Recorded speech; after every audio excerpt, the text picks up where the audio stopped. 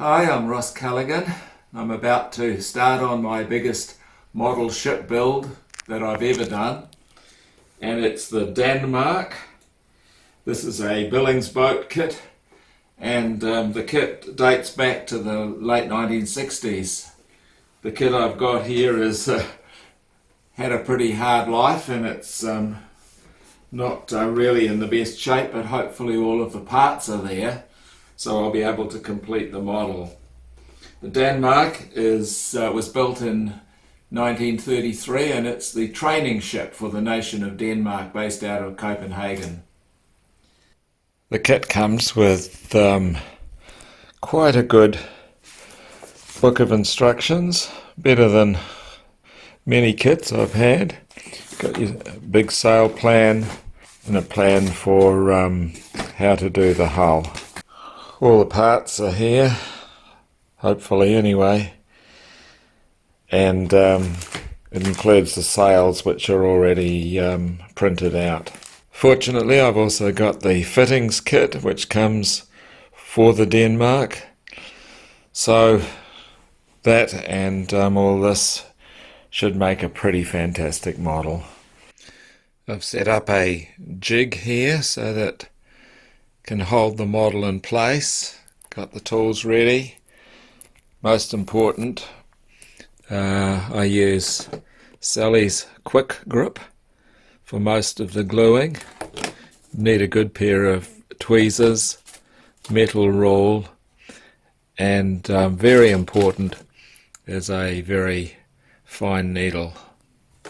So what I thought I'd do is show you important stages along the way, take photos as I go, show the odd video, so you get an idea of what's involved in a build of this magnitude. The Danmark makes a really beautiful model, so I reckon the outcome of all of this is going to be pretty special. First step is to put down the keel and then attach all the frames to the keel. Next was to go on with the three decks and then the gunnels, and then it was more or less ready for planking. I decided to fill in the rear of the ship with balsa to make it easier for the planking, but I must say that the planking went on very easily. In fact, the Danmark was one of the easiest ships I've ever planked. That's because the planks are quite thick and wide, and they just went on easily. It came together really well. And the end result is that the hull is now ready for the next step, which is painting, filling and sanding. Lots of painting and filling and sanding so that we can get a nice finish. Pretty pleased with how the hull has come out though. Looks good. So I painted the hull with acrylic paint, and this is what it came up like. And then I applied a filler over and over again with sanding. Sand and fill, sand and fill. Finally had to decide what level of perfection I was going to accept. And I think I've got it now pretty much smooth so that when the final coats of paint go on, it'll look pretty good. Partway through, I thought I'd try a different kind of paint. So I'm now using over here Dulux ceiling paint.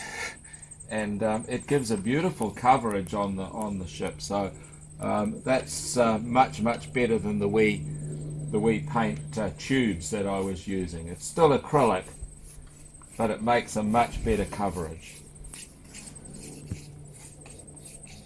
After 3 coats of paint, the hull's looking pretty good, and so I've decided to do all the drilling now. There are 74 different holes to be drilled in the hull. And then after that I'll keep on adding coats of paint leading up to the top coats.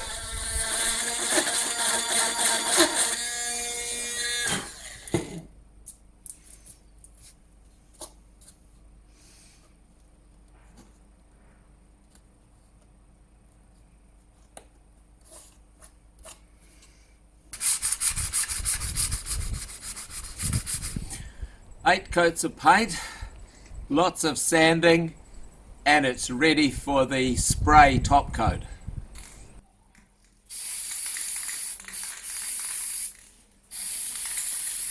Secret is a little bit at a time.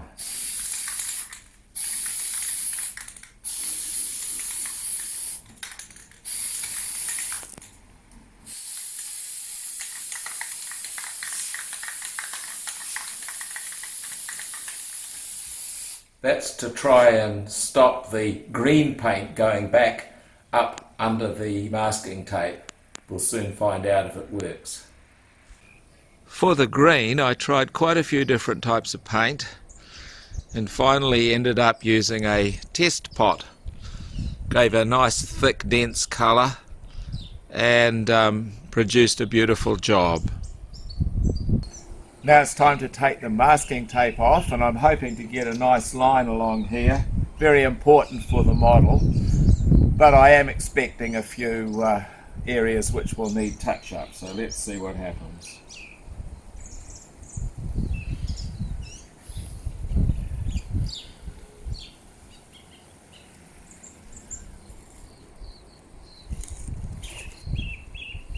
Not too bad. Well, the hull of the Danmark is now finished, and to finish off I had very little touching up to do. Just had to put on the red strip here between the green and the white and make a rudder. And the overall effect for the ship is, I think, really good. The colour scheme is close to the original, and the hull looks really, really fantastic, so I'm thrilled about that. Next step is to put together all of the bits and pieces that go on each of the 3 decks, and there's a lot of those, and so as I do that, I'll keep you informed and show you as each deck gets filled up with its various bits and pieces. To set up for the rigging, there's quite a lot involved, and so I decided to make all of the parts that lines will be attached to beforehand, rather than trying to fit them in after. Makes it much easier. All of the parts are now in place for the rear deck. I've decided that the davits here, which hold up the ship's boats, I'll put them on later, and also that I'll put on the railings which go right around here, put them on later. I found it's always best to pre-make things like this rather than trying to make them in position. Now I've got everything ready in place on the middle deck and also on the front deck, except for the davits for the boats and the railings. So now the mast's going to have their fixed rigging put in place, and then it's on to the running rigging. The fixed rigging's now in place for the bowsprit there and for the foremast, and they're held in place by lines working against each other. These ones here pull down, these ones pull up. Then for the mast, these ones pull forward and these ones pull backwards. And then there's the shrouds here which pull left, and on the other side pull right. All helping to hold the mast and the bowsprit in place. To do the rat lines, I've worked out a reasonably straightforward system. So it starts with a single knot,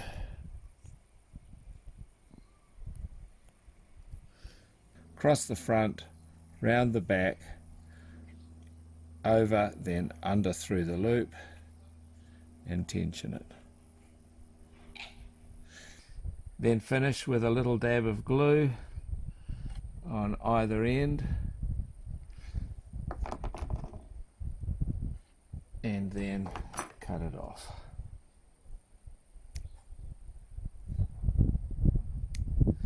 Simple, makes a nice little rat line.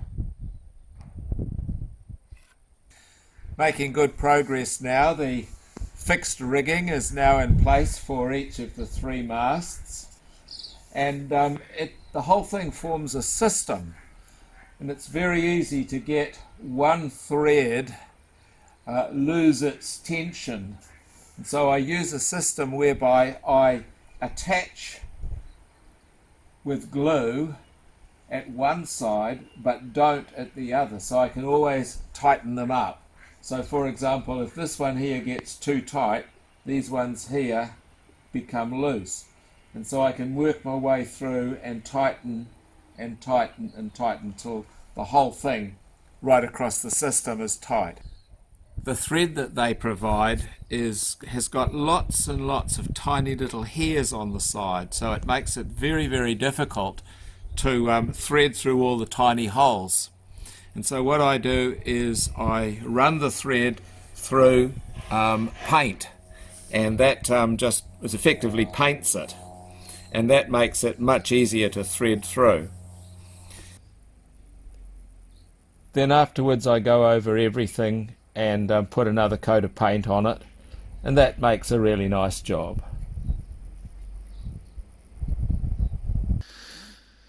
Quite a lot of progress now.